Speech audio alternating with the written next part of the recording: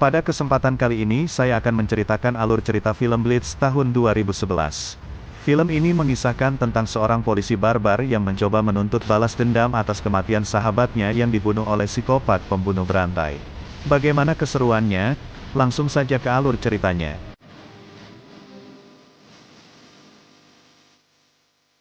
Di awal film kita diperkenalkan dengan seorang polisi barbar yang bernama Tom. Saat itu Tom terbangun akibat ada suara bisik dari luar.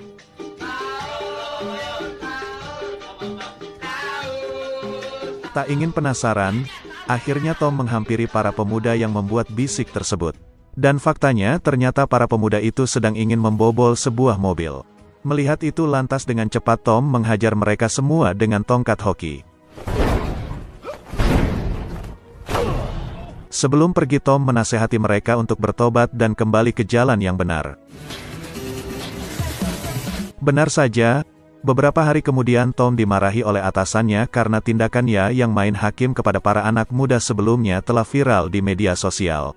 Tom pun menyadari jika tindakannya itu salah, namun hal tersebut juga harus dilakukan untuk memberi pelajaran kepada mereka. Mengingat para anak muda itu hendak membobol sebuah mobil. Apapun alasannya, sang atasan tidak mau tahu. Ia mengancam Tom jika ia melakukan itu lagi, maka ia tak akan segan-segan memecat Tom dari kepolisian dengan tidak terhormat. Mendengar hal itu lantas membuat darah tinggi Tom memuncak. Dengan rasa amarah Tom mengatakan jika pekerjaan inilah yang ia bisa. Jika ia diberhentikan maka ia akan membuat lebih banyak lagi kekacauan. Tom juga mengancam jika ia benar-benar diberhentikan, maka ia akan memotong biji si atasan. Lalu membuatnya menjadi sate. Mendengar hal itu lantas membuat si atasan ketakutan. Di ruangannya, Tom ditemui oleh bawahannya yang bernama Elizabeth. Elizabeth meminta sarannya untuk mengatasi rehabilitasinya, karena ia sebelumnya menyamar menjadi pecandu narkoboy demi suatu misi. Lalu Tom ditemui oleh kepala kantor. Di sana ia menyodorkan koran yang di depannya terdapat berita Tom yang menghajar para pemuda semena-mena. Tom pun mengatakan bagaimana jika kejadian yang ia alami dialami juga oleh si kepala kantor. Apakah si kepala kantor akan diam saja? Mendengar hal itu lantas membuat si kepala kantor kalah berdebat lalu pergi. Setelah itu Tom menghampiri sahabatnya yang bernama Robert, untuk menghadiri acara kremasi istrinya. Setelah itu Tom mengajak Robert ke bar untuk mabuk-mabukan, dengan tujuan agar Robert senang dan tidak sedih lagi. Scene berpindah ke seorang polwan yang sedang berpatroli. Ia bernama Sandra Betts. Di tengah perjalanan tiba-tiba Sandra dihampiri oleh orang misterius yang menggunakan hoodie. Tanpa sebab akibat orang tersebut langsung menembak leher Sandra hingga membuatnya tewas di tempat. Tidak lama kemudian berita tentang Sandra pun menyebar ke rekannya yang lain. Tom bersama polisi lainnya pun langsung menginvestigasi TKP. Keesokan paginya di kantor mereka mendapatkan rekan baru yang bernama Porter. Ternyata di sini Porter akan menggantikan Inspektur Robert yang cuti untuk menenangkan diri akibat ditinggal mati istrinya. Namun di sini kedatangan Porter tak disambut baik oleh anggota lainnya. Porter dipindahkan untuk menangani kasus yang dialami oleh Sandra sebelumnya. Dan Porter akan menangani kasus tersebut bersama Tom. Scene berpindah ke Elizabeth yang dihampiri oleh temannya yang bernama Udin. Udin menemui Elizabeth untuk meminta bantuan hukum. Karena ia tadi malam bersama temannya yang lain secara tidak sengaja menghajar orang lain hingga tak sadarkan diri. Karena teman yang baik, akhirnya Elizabeth bersedia membantu Udin semaksimal mungkin. Namun sebelum itu Elizabeth mengatakan jika orang yang dihajar Udin bersama teman-temannya telah tewas, maka Udin harus tanggung jawab. Karena ia tak bisa membantu. Setelah itu Elizabeth menemui Tom. Ia meminta saran dari atas kasus yang dialami oleh temannya Udin. Tom pun memberikan saran jika ia harus menemui detektif yang bernama Craig Stock. Scene berpindah ke salah satu wartawan yang mendapatkan telepon dari orang misterius. Kita sebut saja namanya Jono. Jono mengatakan secara langsung jika ialah si pembunuh polwan Sandra. Ia dengan sengaja mempublikasikan perbuatannya karena ingin tenar. Dan ia juga mengatakan jika targetnya masih ada 8 polisi lagi. Dan tepat di hari ini juga ia akan melakukan pembunuhan polisi lagi. Kemudian Jono mengakhiri perbincangannya, setelah itu berjalan sambil mencari target polisi berikutnya. Dan setelah bertemu dengan salah satu polisi yang sedang stop, Jono pun mengajaknya berbincang untuk mengalihkan perhatian Pak Polisi. Dan setelah polisi tersebut lengah, dengan sadis Jono menembakinya tanpa ampun. Setelah pembunuhan itu lantas membuat polisi gempar dan ketakutan. Setelah itu Tom menemui pria tua yang bernama Rednor. Rednor adalah seorang penjual berita kepada para polisi. Namun kesalahan terbesar jika Rednor menginginkan imbalan dari Tom. Alih-alih mendapatkan uang, Rednor malah mendapatkan ancaman dari Tom. Akhirnya dengan terpaksa Rednor memberikan berita secara gratis kepada Tom. Rednor mengatakan jika ia mengetahui seseorang yang dicurigai dalang di balik pembunuhan 2 polisi akhir-akhir ini. Orang tersebut bernama Barry Weiss. Karena Barry Weiss pernah kedapatan membunuh dan membakar anjing polisi lalu menguploadnya ke YouTube.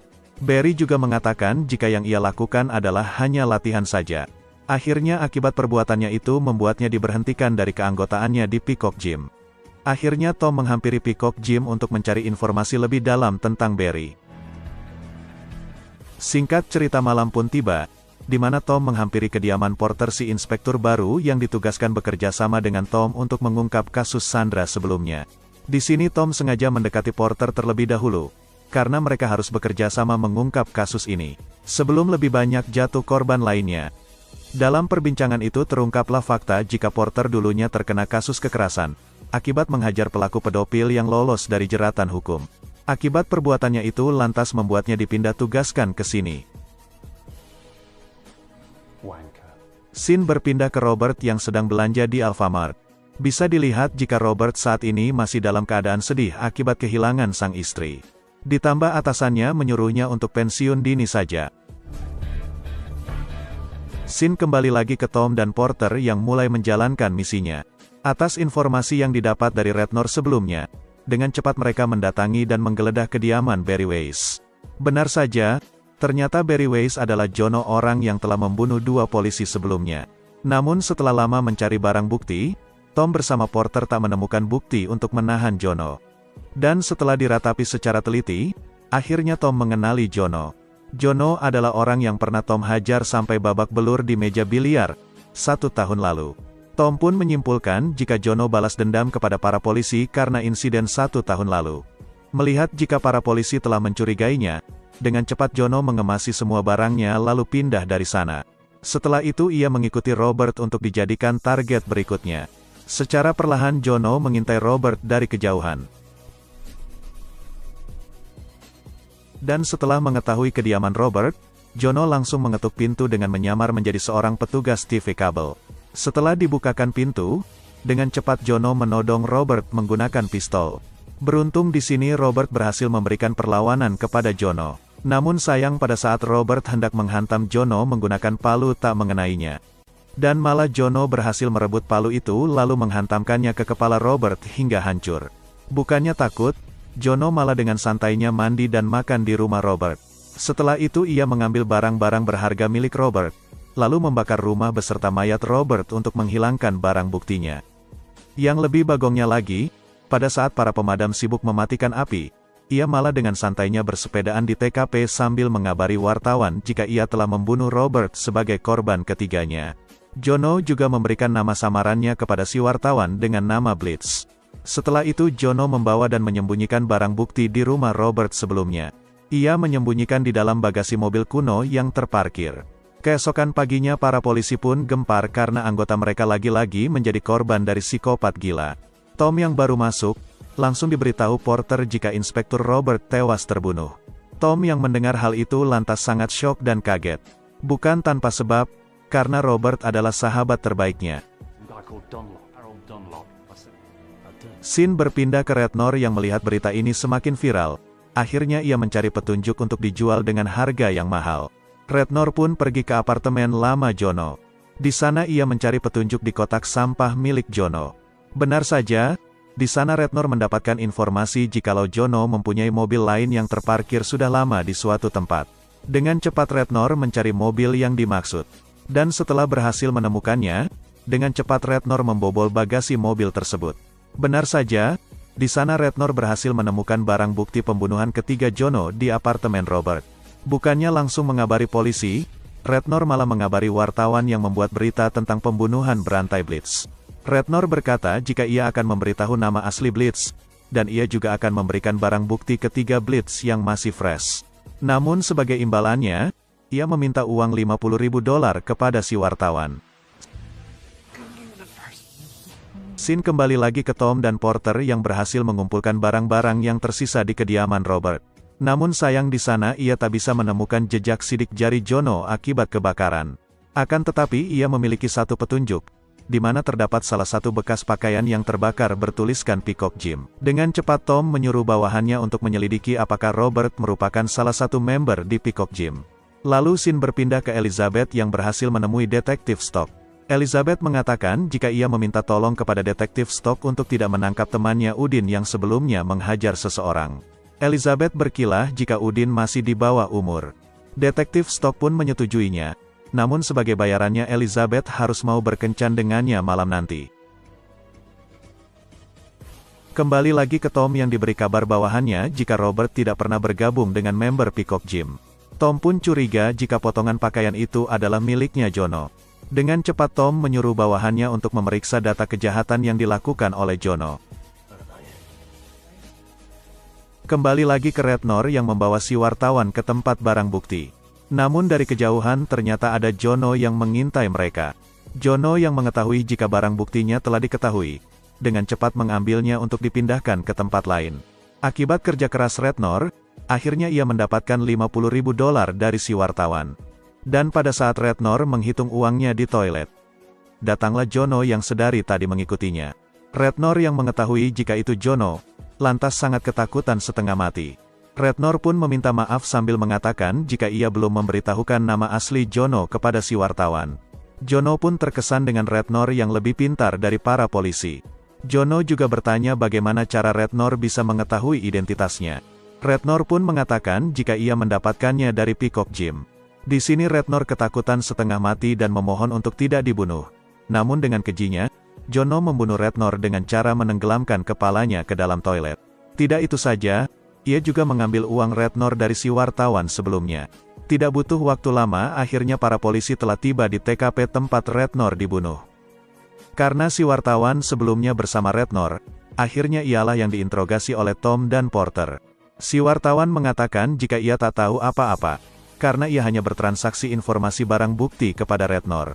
Mendengar hal itu lantas dengan cepat Tom dan Porter mendatangi mobil yang dimaksud. Namun setibanya mereka di sana, mereka tak mendapati apa-apa. Karena barang bukti sebelumnya sudah dipindahkan oleh Jono. Tom dan Porter pun mendatangi tempat bagian CCTV di gedung tersebut. Namun sayang si petugas mengatakan jika CCTV tidak berfungsi dalam 6 bulan terakhir. Tom pun kembali ke kantornya. Di sana ia mencari data petugas yang pernah menangkap Jono dahulu. Dan pada akhirnya ia pun menemukannya.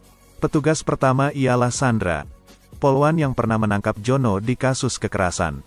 Dan secara kebetulan polwan Sarah adalah korban pertama yang tewas ditembak oleh Jono di awal film sebelumnya. Yang kedua ialah Theo Nelson, polisi yang pernah menangkap Jono juga. Dan secara kebetulan pula ia juga menjadi korban kedua dari Jono. Yang ketiga ialah Inspektur Robert, sekaligus sahabatnya Tom. Ternyata Robert juga pernah berurusan dengan Jono. Dan secara kebetulan pula ia menjadi korban ketiga. Dan dari sinilah Tom dengan sangat yakin jika Jono adalah pelaku dari semua ini. Dan alangkah terkejutnya Tom setelah mendapati jika petugas keempat yang pernah berurusan dengan Jono adalah Elizabeth. Dengan cepat Tom mengerahkan pasukan untuk menjaga dan mengawasi Elizabeth. Scene berpindah ke Elizabeth yang menepati janjinya untuk berkencan dengan Detektif Stock. Dan benar saja, ternyata Jono sudah mengintai Elizabeth menggunakan sepeda Sipa andalannya. Dan pada saat Elizabeth telah tiba di rumahnya, Jono langsung menyerang Elizabeth menggunakan kunci Inggris dari belakang. Namun beruntung di sini Elizabeth berhasil menghindarinya dan terjadilah baku hantam. Pada saat Jono hendak mengeksekusi Elizabeth, datanglah Udin yang tak sengaja melintas dan langsung membantu Elizabeth. Layaknya psikopat pada umumnya, Jono sangat kuat dan ia berhasil membunuh Udin dengan cara menginjak lehernya hingga patah. Tak ingin tertangkap, dengan cepat Jono langsung ngacir dari TKP. Elizabeth yang melihat temannya telah tewas secara mengenaskan, lantas sangat syok setengah mati. Dan pada saat itu pula rumah Elizabeth telah ramai dengan polisi dan wartawan. Di sini Tom dan Porter sangat geram dengan pelaku yang sangat cerdik. Berdasarkan informasi dari Elizabeth, Porter mengatakan jika pelakunya berbadan besar dan putih. Untuk mencari info lebih detail, akhirnya Tom menemui Elizabeth di rumahnya, yang saat ini sedang trauma berat. Sedangkan Jono saat ini sangat senang menikmati berita TV yang menayangkan kasus yang ia lakukan. Di sana Elizabeth mengatakan kepada Tom jika pelaku berbadan tinggi dan putih. Mendengar hal itu lantas membuat keyakinan Tom jika benar Jono lah pelakunya. Dengan cepat Tom dan Porter menuju apartemen Jono. Setibanya di sana mereka terkejut jika rumahnya telah kosong karena Jono telah kabur. Karena hal itu lantas Jono ditetapkan menjadi tersangka utama. Dengan cepat para polisi menyebar foto wajah Jono ke seluruh stasiun televisi. Para polisi yang mengetahui jika Jono bersembunyi di sebuah hotel, lantas mengerahkan banyak pasukan untuk menangkap Jono. Jono yang sangat cerdik ternyata bisa lolos dan kabur dari sana hingga terjadilah kejar-kejaran.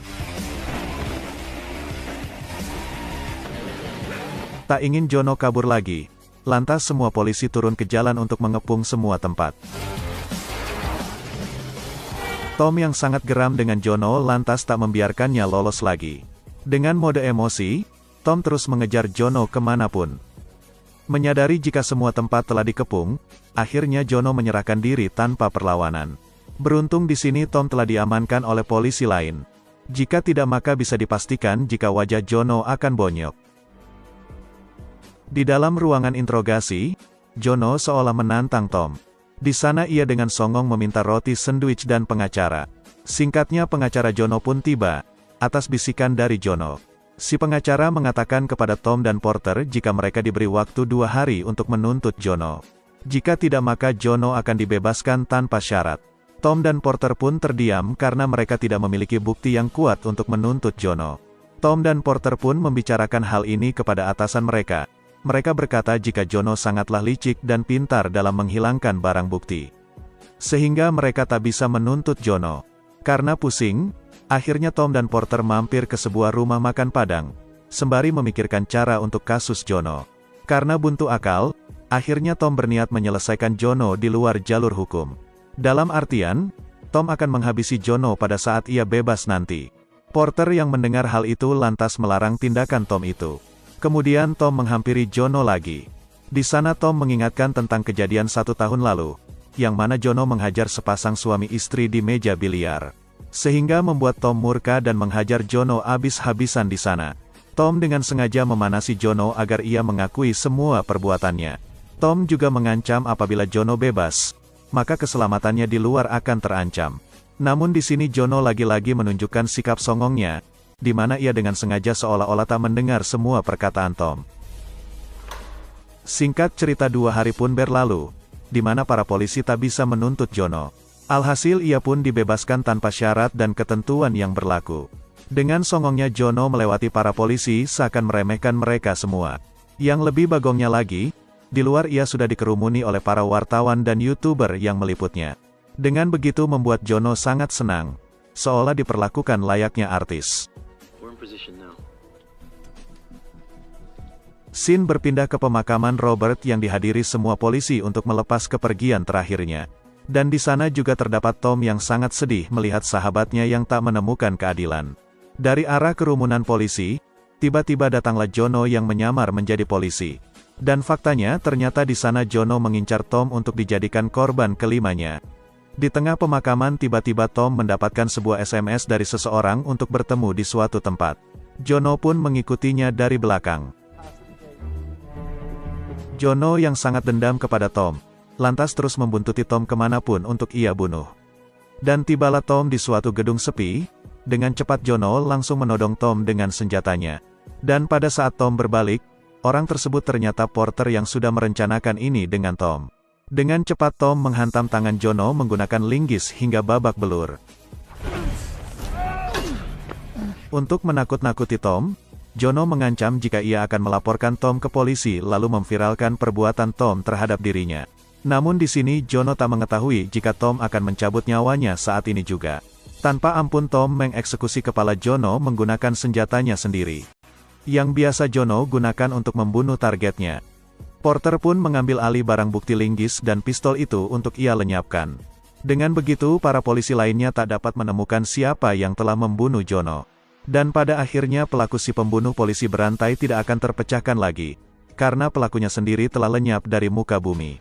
Dan film pun selesai. Oke guys, itulah alur cerita film Bleach tahun 2011. Seperti biasa, jika kalian suka video ini, langsung saja klik like dan subscribe channel ini.